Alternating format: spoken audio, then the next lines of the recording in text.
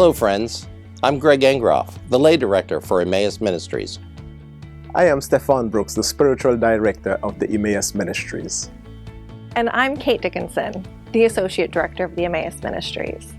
Partnering and working with local Emmaus Ministries communities to create spaces in which pilgrims and butterflies can experience and grow in God's grace has always been one of our top priorities.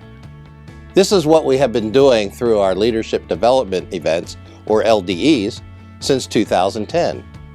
Indeed, through these events, we have brought hundreds of lay and clergy leaders together for training, for sharing of best practices, for networking and building of relationships that would prepare them to minister to pilgrims and butterflies. Yes, it can be said that the LDEs served us well. However, a recent evaluation of this approach revealed three major issues. The first is that after 6 years, there are local communities with which we have not been able to make significant connections. Our second observation is that regional leaders and assistant regional leaders who are at the center of the LDE system are being overworked. And finally, we have noticed that the LDE system is increasingly expensive. For these reasons, we have decided that it was time to revisit the way we support our local communities in the United States. This has led to the designing of a new support system that will be rolled out in January of 2018. The system that is being considered will offer the opportunity to achieve the following. Number one, it will allow the upper room to partner and work with every local community.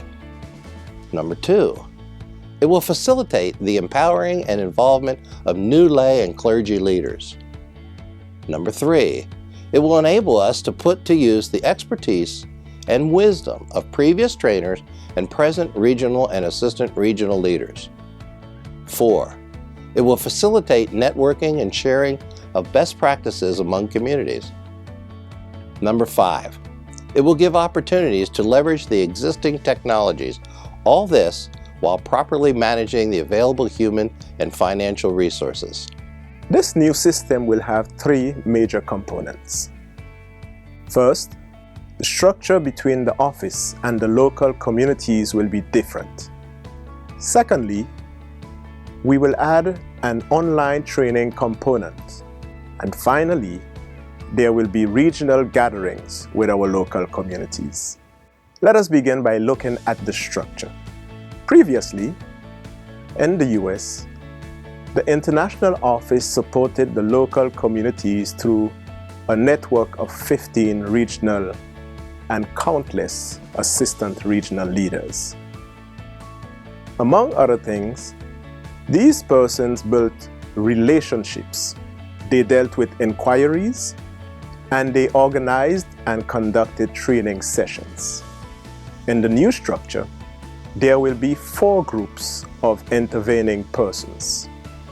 As you can see on this slide, there will be communicators, community trainers, startup trainers, and consultants and coaches.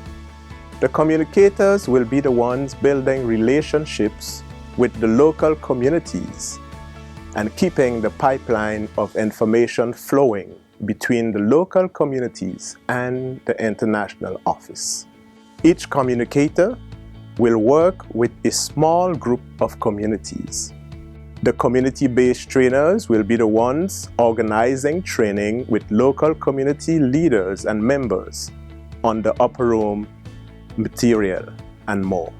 They will be selected from within the local communities and trained and assisted by the upper room so that they can fulfill their mission. Startup trainers will have a similar role, but they will be focusing specifically on emerging and new communities. And our consultants and coaches will work with communities that are facing major challenges. We will be taking advantage of available technologies to provide training on 2 levels. First of all, for the previously mentioned groups of people, we'll be providing training for the roles that they will fill so that they can develop the skills that are essential to their work within the new system. Additionally, we will have training experiences available for board members and community members. These training modules will give opportunities to gain further insight into topics that are essential to the running of the local communities and the programs. Additionally, we will be having regional gatherings around the U.S. These will be opportunities for networking, exchanging of best practices, and empowering leaders. Regional gatherings will bring together staff from the international office, community leaders, and members. Our communicators, trainers, consultants, and coaches, as well as some special guests from time to time. These gatherings will include excellent opportunities for worship, celebration of joys, prayer, learning opportunities, visioning, and more. Our first regional gathering will be held the summer of 2018. Now, as we begin sharing this plan with you, I want to say a bit more about the new structure. From the present structure, in which the regional and assistant regional leaders are the main links between the international office and the local communities, we will be moving to one that includes 4 specialized groups of persons. Within this new structure, I want to draw your attention to the community trainers. Earlier on, it was said that the community trainers will be selected from within the local communities. They will be trained by the upper room, and they will be assigned to work within their local community. Now, I can hear you asking, so trainers selected from within the local community? Will this even work? Isn't it best to have trainers come in from the outside? These are all legitimate questions.